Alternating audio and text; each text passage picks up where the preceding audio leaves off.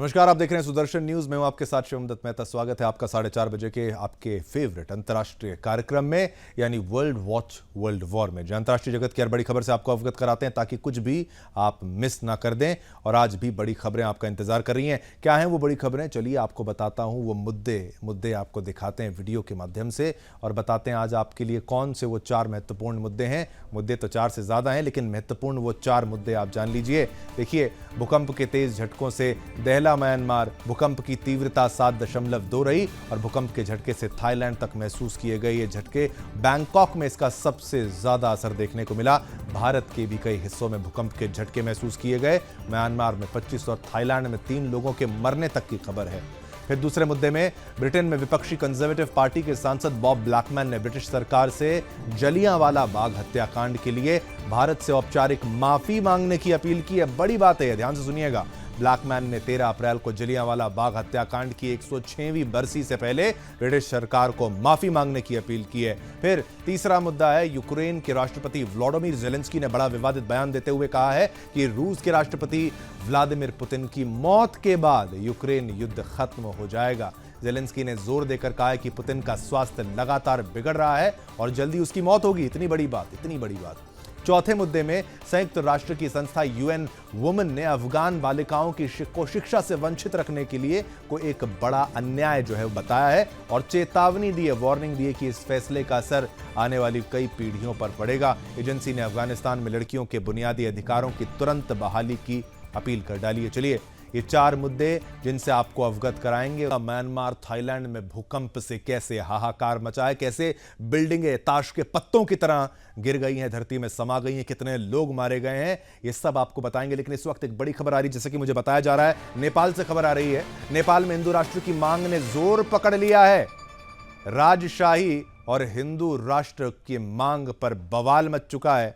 अब राजशाही की बहाली की मांग को लेकर प्रदर्शन किए जा रहे हैं। लीजिए, नेपाल समझ चुका है, नेपाल की जनता समझ चुकी है। राजशाही समर्थकों और पुलिस के बीच झड़प हुई है।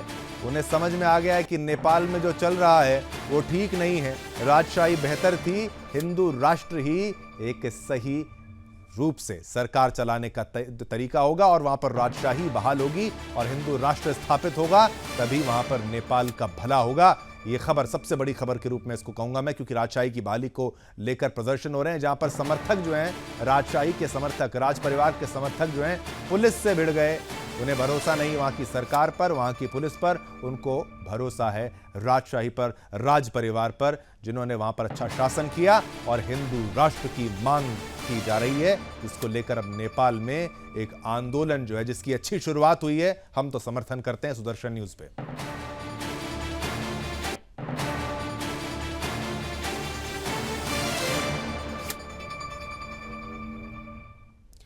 चलिए, नेपाल की बात की, हिंदू राष्ट्र की बात की, लेकिन आपको लेके चलते हैं म्यांमार और साथ ही साथ थाईलैंड, बैंकॉक। देखिए, म्यांमार में खतरनाक भूकंप के तेज झटके महसूस हुए। इसकी तीव्रता यानी इंटेंसिटी रिक्टर स्केल पर 7.2 रही, 7.2। झटके इतने तेज थे कि लोग दहशत में आ गए और अपने घरों दफ्तरों से तुरंत बाहर निकल आए। भूकंप के झटके थाईलैंड तक महसूस किए गए। बैंकॉक की बात अगर की जाए तो इसका सबसे ज्यादा असर यहां पर देखने को मिला। भूकंप पर नजर रखने वाली अमेरिकी संस्था भूवैज्ञानिक सर्वेक्षण USGS की जानकारी के अनुसार रिक्टर स्केल पर इस भूकंप की तीव्रता पहले 7.7 रही। वहीं भारत के नेशनल सेंटर फॉर साइज्मोलॉजी ने रिवाइज कर भूकंप की तीव्रता 7 बताई है। यह शक्तिशाली भूकंप की श्रेणी में आता है। यह शक्तिशाली भूकंप भारत के पड़ोसी मुल्क का सगाइंग क्षेत्र में आया है। इस भूकंप की गहराई 10 किलोमीटर है। म्यांमार के अलावा बैंकॉक में भूकंप के तेज झटके महसूस किए गए हैं। दफ्तरों और दुकानों को खाली कराया गया है। वहीं इस भूकंप में म्यांमार का ऐतिहासिक अवा ब्रिज भी, ये देखिए तस्वीर, ब्रिज के बारे में तो आपको बताऊं, ये तस्वीर देखिए, ताश के पत्तों की तरह कैसे ये निर्माणाधीन बिल्डिंग जो गिरी है। और ये देखिए, एक इन्फिनिटी पूल जिसको कहते हैं, हर घर के जब बड़ी हाई राइज बिल्डिंग होती हैं, अच्छी इमारतें होती हैं, एलिट इमारतें होती हैं, वहां पर ऊपर एक इन्फिनिटी पूल होता है, वहां से पानी गिरा। ये बिल्डिंग गिरने की तस्वीर। ये भूकंप इतना जबरदस्त था। पड़ोसी देश थाईलैंड, संघ की राजधानी बैंकॉक में तेज झटके महसूस किए। मस्जिद गिर गई। और भी ये तस्वीरें, ये बिल्डिंग की तो देखिए निर्माणाधीन। बैंकॉक में एक अधूरी 3 मंजिला इमारत ढह गई, जिसके बाद 43 श्रमिक लापता हो गए हैं। बैंकॉक के गवर्नर ने भूकंप के बाद मची तबाही को और रेस्क्यू को लेकर जानकारी दी। भूकंप के प्रभाव से अब तक म्यांमार में 25 और थाईलैंड में 3 लोगों की मौत हो गई है। कर्मचारी शहर भर में, ये देखिए ये तस्वीर, ये इस वक्त की सबसे वायरल तस्वीर है। ये ऊपर के पूल से पानी नीचे गिर रहा है। तो चलिए, ये 6 तस्वीरें, ये तबाही के मंजर की 6 तस्वीरें आपके टेलीविजन स्क्रीन पर, जहां कहीं बिल्डिंग गिरती है, कहीं मस्जिद वहां पर टूट जाती है, और कहीं आप देखिए पूरी निर्माणाधीन इमारत वहां पर गिरती, कहीं इन्फिनिटी पूल से पानी नीचे गिरता है, और हर तरफ एक तरीके से त्राहिमाम बर्बादी का वो मंजर, जहां पर 7.7 तीव्रता जो है वहां पर एक तरीके से इमरजेंसी की स्थिति जो है वो लागू है। एयरपोर्ट पर भी अफरा तफरी मच गई है, उड़ानों पर भी रोक लगा दी गई। स्थिति काफ़ी हद तक नियंत्रण में है, लेकिन अभी भी भूकंप आने की आशंका है। भूकंप आता है, भूकंप जब जाता है तो उसके बाद एक दोबारा भूकंप आने की, यानी आफ्टर शॉक्स जिसको अंग्रेजी में कहते हैं, उसका खतरा रहता है। तो उसको लेकर थोड़े डरे हुए हैं। शहरी रेलवे सर्विस पूरी तरीके से बंद है। म्यांमार की सत्तारूढ़ सेना ने कई इलाकों में इमरजेंसी की घोषणा की है। भारत में भी पश्चिम बंगाल से लेकर बिहार, झारखंड, उत्तर प्रदेश, उड़ीसा, मध्य प्रदेश सहित कई हिस्सों में झटके महसूस किए गए हैं। अब भूकंप क्यों आता है ये आपको मैं बताता चलता हूं। तस्वीरें आप देखते चलिए। टेक्टोनिक प्लेट में हलचल से भूकंप आता है और धरती 12 टेक्टोनिक प्लेट्स पर टिकी हुई है, जो लगातार स्लो स्पीड से, यानी मध्यम स्पीड से, ये लीजिए 12 टेक्टोनिक प्लेट्स, और टेक्टोनिक प्लेट में हलचल से भूकंप आता है और जो लगातार स्लो स्पीड से हिलती रहती हैं। प्लेट के आसपास में आपस में देखिए टकराने से एनर्जी निकलती है। एनर्जी से भूकंप के झटके महसूस करते हैं लोग, करते हैं महसूस, आप कर पाएंगे। प्लेट हर साल लगभग 4 से 5 मिलीमीटर, मात्र 1 मिलीमीटर, जो कहें कि भाई 1 सेंटीमीटर भी नहीं, मिलीमीटर तक पोजीशन बदलती है। प्लेटें कभी कभी टकराकर आपस में फंस जाती हैं, जिससे एनर्जी रिलीज होने से भूकंप के झटके आते हैं। यानी कि एक प्लेट दूसरे से टकराएगी, एक के ऊपर दूसरी प्लेट चढ़ेगी, तो भाई भूकंप आएगा। ये होता है भाई टेक्टोनिक प्लेट से। अब और क्या, भूकंप का केंद्र क्या होता है, सेंटर जान लीजिए। धरती के नीचे चट्टानों में तनाव से टूट फूट होती है, इसे ही भूकंप का केंद्र यानी एपी सेंटर बोलते हैं, और हाइपो सेंटर कहते हैं। हाइपो सेंटर के ठीक ऊपर का बिंदु एपी सेंटर होता है। हाइपो सेंटर से वेव्स के रूप में बाहर निकलती है एनर्जी, और सतह के नीचे हाइपो सेंटर, ऊपर एपी सेंटर से झटके महसूस होते हैं। दुनिया ने बहुत से भूकंप जो है दुनिया ने देखे हैं। बात करेंगे जलियांवाला बाग हत्याकांड की। देखिए, ब्रिटेन में विपक्षी कंजर्वेटिव पार्टी के सांसद बॉब ब्लैकमैन ने ब्रिटिश सरकार से जलियांवाला बाग हत्याकांड के लिए भारत से औपचारिक माफी मांगने की अपील की है। ब्लैकमैन ने बीते गुरुवार को संसद में देखिए कहा कि 13 अप्रैल को जलियांवाला बाग जो हत्याकांड हुआ था, तस्वीरें भी आपको हम बदल के दिखाएंगे और विस्तार से दिखाएंगे, या ये तस्वीरें नहीं, लेकिन 13 अप्रैल को जलियांवाला बाग हत्याकांड की 106वीं बरसी से पहले ब्रिटिश सरकार को माफी मांगनी चाहिए। ब्लैकमैन ने अपने भाषण में कहा कि बैसाखी के दिन कई सारे जो लोग शांतिपूर्वक तरीके से अपने परिवार के साथ जलियांवाला बाग में शामिल हुए थे। तो वो खबर, और ये महत्वपूर्ण खबर के रूप में आप जानिए, जनरल डायर ने ब्रिटिश सेना की तरफ से अपने सैनिकों को भेजा और मासूम लोगों पर तब तक गोलियां चलाने का आदेश दिया जब तक कि उनकी गोलियां खत्म नहीं हुई थी। चलिए, और आपको बताएं, जलियांवाला बाग हत्याकांड में देखिए ब्रिटिश साम्राज्य पर एक धब्बे के रूप में है। इसमें 1500 लोग मारे गए थे और 1200 घायल हुए थे। आखिरकार ब्रिटिश साम्राज्य पर इस दाग के लिए जनरल डायर को बदनाम किया गया। ब्लैकमैन ने इस मामले पर बोलते हुए कहा कि ब्रिटिश साम्राज्य के शासनकाल में हुए इस क्रूर कृत्य के लिए औपचारिक माफी भारत के लोगों को सम्मान देने का तरीका होगा, सही तरीका होगा। उन्होंने इस दौरान अपने भाषण का वीडियो सोशल मीडिया पर भी साझा किया, जो तेजी से वायरल हो रहा है। गौरतलब है कि 13 अप्रैल 1919 को British brigadier general Reginald Dyer के आदेश पर अमृतसर के जलियांवाला बाग में निहत्थे भारतीयों पर गोलियां बरसाई गई थीं, जिसमें सैकड़ों निर्दोष लोग मारे गए थे। इस हत्याकांड को भारतीय स्वतंत्रता संग्राम के सबसे काले अध्यायों में गिना जाता है। ब्रिटिश सरकार पर लंबे समय से इस घटना के लिए माफी मांगने का दबाव है, लेकिन अब तक कोई औपचारिक माफी नहीं मांगी गई है। ब्लैकमैन की इस मांग ने एक बार फिर ब्रिटेन की ऐतिहासिक जिम्मेदारी को लेकर बहस छेड़ दी है। अब ब्लैकमैन के बारे में बताएं तो रॉबर्ट जॉन ब्लैकमैन जन्म 26 अप्रैल 1956 कैंसिंगटन लंदन को हुआ था, कंजर्वेटिव पार्टी के थे। इनके बारे में भी आपको बताता चला, लेकिन आज तक किसी भी ब्रिटिश पीएम ने जलियांवाला बाग हत्याकांड के लिए माफी नहीं मांगी है। हालांकि कई ब्रिटिश नेताओं ने समय समय पर इसके लिए खेद जाहिर जरूर किया है, लेकिन आधिकारिक तौर पर माफी नहीं मांगी गई है। साल 2013 में तत्कालीन यानी ब्रिटिश पीएम डेविड कैमरून ने 2013 में जलियांवाला बाग स्मारक का दौरा किया। उन्होंने हत्याकांड को शर्मनाक घटना कहा था, लेकिन कभी माफी नहीं मांगी थी। इसके बाद ब्रिटिश पीएम थेरेसा ने भी 10 अप्रैल को 2019 में इस हत्याकांड से 100वीं वर्षगांठ से पहले बयान दिया था। थेरेसा ने जलियांवाला बाग हत्याकांड को ब्रिटिश भारतीय इतिहास का सबसे शर्मनाक धब्बा करार दिया था। उन्होंने भी अफसोस जताया था, लेकिन माफी नहीं मांगी थी। साल 1997 में भारत दौरे के दौरान ब्रिटिश क्वीन एलिजाबेथ ने इसे एक दुखद मामला बताया था। ब्रिटिश सरकार भारत में क्रांतिकारी गतिविधियों पर नकेल कसने के लिए रॉलेट एक्ट लेकर आई थी। इसमें बिना मुकदमे के हिरासत में लेने और गुप्त रूप से सुनवाई करने जैसे प्रावधान थे। इसे लेकर भारतीय लोगों में गुस्सा था।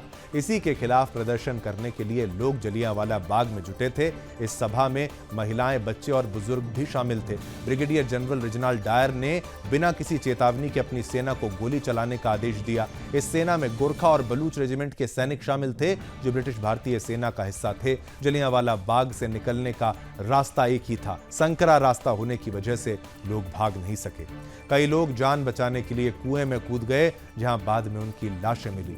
डायर के ऐसा करने का उद्देश्य निहत्थे लोगों में दहशत फैलाना था, ताकि आजादी की मांग को दबाया जा सके। चलिए, ये खबर भी हमने आपको बताई, विस्तार से समझाई, जहां पर कैसे वहां पर जो हुआ उसको लेकर अब माफी की बात। अब आगे बढ़ते हैं, अगली खबर का रुख करते हैं। यूक्रेन के राष्ट्रपति व्लादिमीर ज़ेलेंस्की ने बड़ा विवादित बयान देते हुए कहा है कि रूस के राष्ट्रपति व्लादिमीर पुतिन की मौत के बाद यूक्रेन युद्ध खत्म हो जाएगा। ज़ेलेंस्की ने यह बयान 26 मार्च को पेरिस में यूरोपीय पत्रकारों से बातचीत के दौरान दिया। ज़ेलेंस्की ने कहा, पुतिन जिंदगी भर सत्ता में बने रहना चाहते हैं, लेकिन उनकी महत्वाकांक्षाएं सिर्फ यूक्रेन तक सीमित नहीं हैं।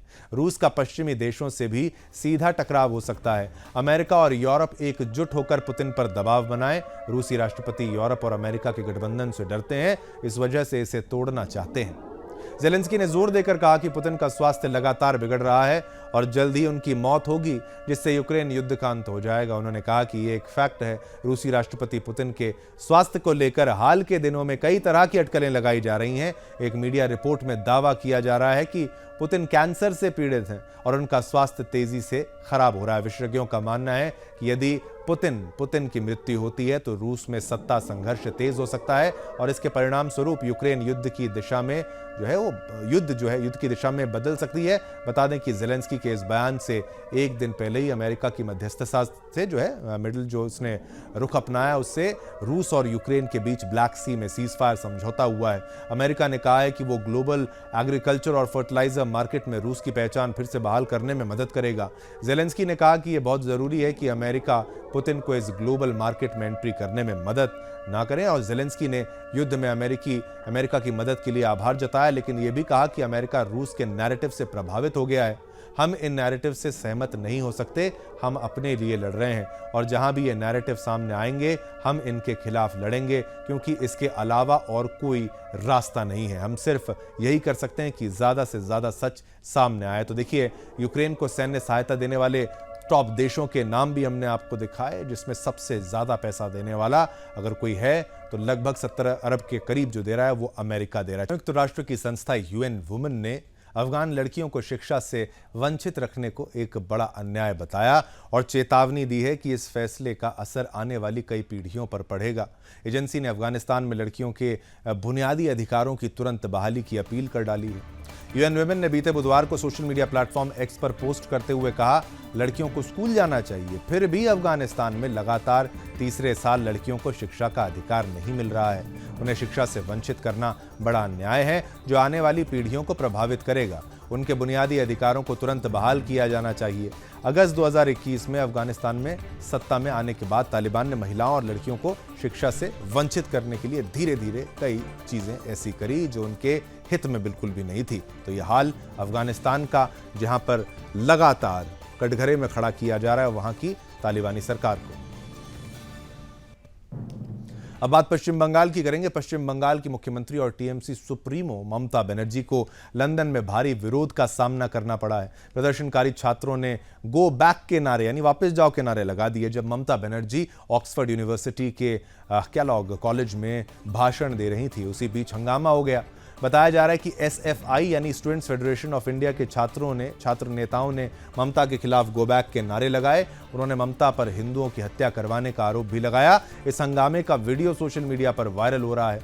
दरअसल सीएम ममता बनर्जी लंदन के ऑक्सफोर्ड यूनिवर्सिटी कैलॉग कॉलेज में स्पीच देने पहुंची थी। मुख्यमंत्री महिलाओं, बच्चों और वंचित वर्गों के विकास पर भाषण दे रही थी, लेकिन भाषण के बीच में ही कुछ छात्रों ने हंगामा कर दिया और ममता बनर्जी के खिलाफ गो बैक के नारे लगाने लगे। इस घटना की जिम्मेदारी छात्र संगठन एसएफआई ने ली है। छात्रों ने पोस्टर लगाकर ममता बनर्जी का विरोध और पश्चिम बंगाल में हिंसा बंद करो जैसे नारे लगाए। चलिए आगे दीजिए, समय इतनी अनुमति देता आपके साथ संवाद करने के लिए, लेकिन रात को 9 बजे हमारा सुपर प्राइम टाइम शो जनमत देखना बिल्कुल मत भूलिएगा। तब तक के लिए मेरी तरफ से और मेरी पूरी टीम की तरफ से आप सभी को जय हिंद, जय भारत, जय हिंदुस्तान।